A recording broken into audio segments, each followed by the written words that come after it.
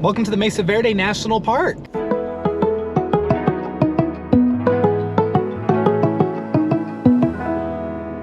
I got here just in time for sunrise, and there is a chimney style rock here as well, like there was at Chimney Rock National Monument. It is this beautiful golden color, and the drive up to it is quite gorgeous.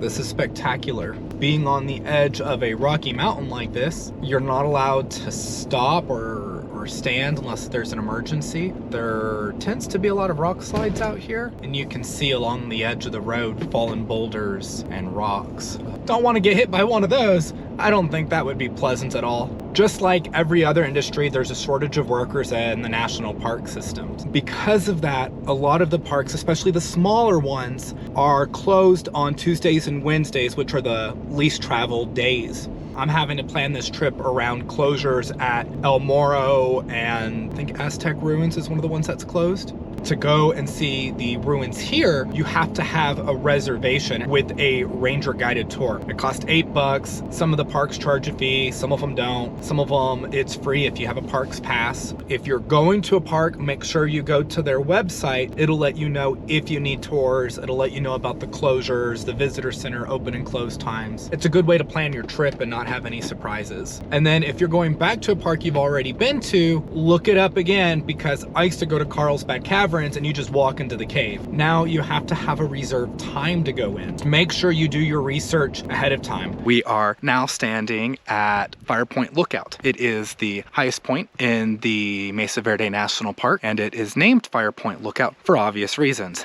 It is a Fire Point Lookout. This building was built in 1939 by the Civilian Corps of Engineers and is still used today. Since the park's inception in 1906, at least 75% of this park has been burned in a forest fire. You really do get a phenomenal view, 360 degrees, of this entire region. Not just the park, but the valley and everything else for miles and miles and miles. I am standing at Soap Canyon now. It may not look like it because, well, there's a forest with tons of trees there, but at the time, this area was full of crops. They grew corn, they grew squash, they grew beans, and they used a technique called dry farming. They didn't really have irrigation up here, though there are areas in the park where they did collect water, and it doesn't rain a lot here. So they buried the seeds of the plants 18 inches down into the ground where they could naturally get water, and then they relied on the rain that would come through to supplement that water. They thrived on that for a very, very long time. Anywhere you go in the park, they can use DNA testing in the soil to tell that there was corn there. And then down here in the canyon wall is where they built their dwellings. There are over 600 dwellings here in the area, and behind me, right over there, is the balcony house cliff dwellings. This may look like an ordinary forest, but it's not. This forest is a rich resource for all things medicinal, for food, and for tools. Of course, you have your berries that you can find, and there's also a grass here. It's a wild rice type of plant, and it was used for flour. It's like a cornmeal. And this here is the yucca plant. The root can be used as an anti-inflammatory, and it is also good to be used as soap. It has a sudsing agent in it. You can also see here, the fruit of the yucca it's like an eggplant. You sear and burn the skin of it, which creates a chemical reaction inside the plant that then makes it edible. They would put salt on it and then eat it. The leaves, when properly processed, boiled, peeled, and smashed and whatever else, can be used as a glue. The leaves can also be used as a paintbrush to make sandals, needles. It can be used as a thread. It's what they use to thread turkey feathers together to make blankets. This here, the juniper tree, has many, many uses. The bark can be used to make rope to tie the ladders together, kind of like what I'm climbing on here, except these ladders here are, well, they're modern, and bolts are used to hold them in place. So a little bit safer. They would weave this together to make pot holders. Bottom of the pottery was often rounded, so they would make these discus out of it to hold the pots in place to keep them from tipping over. And then they would use it when building the dwellings. You can see here that a lot of this bark is used in the middle of the adobe. It helps bind the adobe together and make it stronger.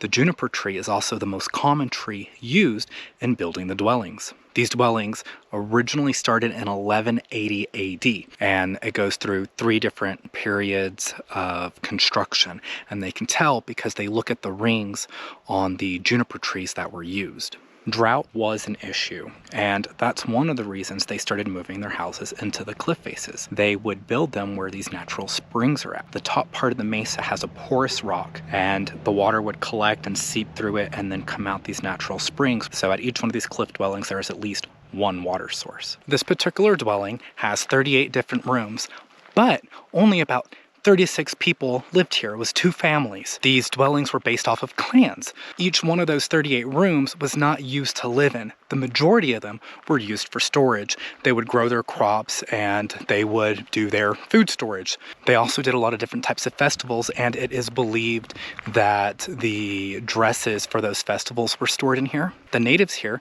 well, they domesticated the wild turkey, but they didn't use it for food. They used the turkeys more as a pet and to utilize their feathers. A feather blanket was crucial to surviving through the winters. Each individual family member had a blanket. As we come across the corner here, you'll see 2 giant kivas. Kivas are a spiritual gathering place buried partly underground.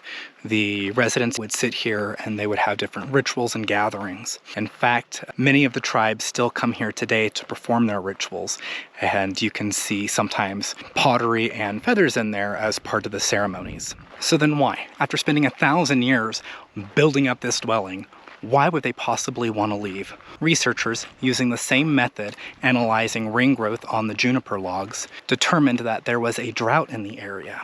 So they believe that drought is what led to the ultimate demise of the people here. There is also some evidence that there was some civil unrest and that the area was overhunted. That could have also been a contributing factor.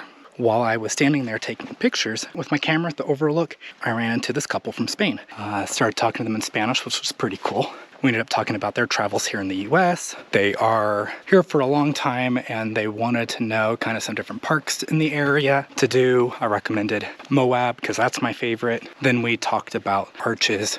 We talked about Zions, the Great Sand Dunes, Grand Canyon, just everything there is to do out here. Then they started telling me about how expensive food is here. And it's like, I know, I spent $1.61 on an apple this morning at Albertsons. While we were speaking in Spanish, there was a bunch of people around us at the overlook too. And they thought that I was telling the Spaniards a history lesson in Spanish. As we were talking, a line formed behind them. People thought I was a guide. So after I was done talking to them, some guy asked me some questions. It was stuff I knew because I've taken the tours and I've been learning about everything here. And then people just started asking questions. I didn't realize they thought I was a tour guide. I thought people were just talking. So I spent an hour there answering people's questions about the stuff I had just learned. And that was pretty cool. Because I spent so much time there, I ran out of time to do the hike that I really wanted to do, which is fine because the park ranger just recommended this, the petroglyph hike. It is a highly strenuous 2.4 mile loop that takes you to a giant rock with nothing but petroglyphs on it. So far the hike is pretty cool. Had to go in between this little crevice of a boulder leaning against the mountain. They have all these super narrow staircases. What's neat about it though is this trail was not made by park services to get you to the petroglyphs. This is an ancient trail. This is a trail that would have been used by the ancient Pueblo people. It's cool. It's super cool. This way to the petroglyphs. Having to turn around, I somehow missed the 100-foot wall of petroglyphs. No clue how I did that. Here it is. There is a huge group coming up behind me and I can hear them and it's annoying me. So I was trying to rush through so I would avoid getting caught in their crowd. And I totally walked right past it. I walked 100 feet up that nasty stairs over there, just have to turn around and go down them. And now I'm just gonna have to turn around and go right back up them. But here they are. It's worth it. There's hands, there's spirals, there's a snake, lots of spirals. So yeah, anyway, those are the petroglyphs left by people that lived here between, 1100 and 1300. Now, up the 100-foot stairs again, the kids caught up with me. They're like ants on a lollipop. So I'm standing there at the petroglyphs and taking pictures, and their chaperone comes up to me and goes, "Sorry, man, for all the noise." And I think he felt more pain about the noise than I actually did. Well, that is it for Mesa Verde National Park. Highly recommend going to this one. Fantastic. If you do decide to go, make sure you get your tickets in advance to take a tour of one of the 600 dwellings. Actually, you can only get into a couple of them. But anyway, get your ticket to get in, because that's the only way you're going to be able to see one of the dwellings from inside. So yeah, done with Mesa Verde, on to the next park.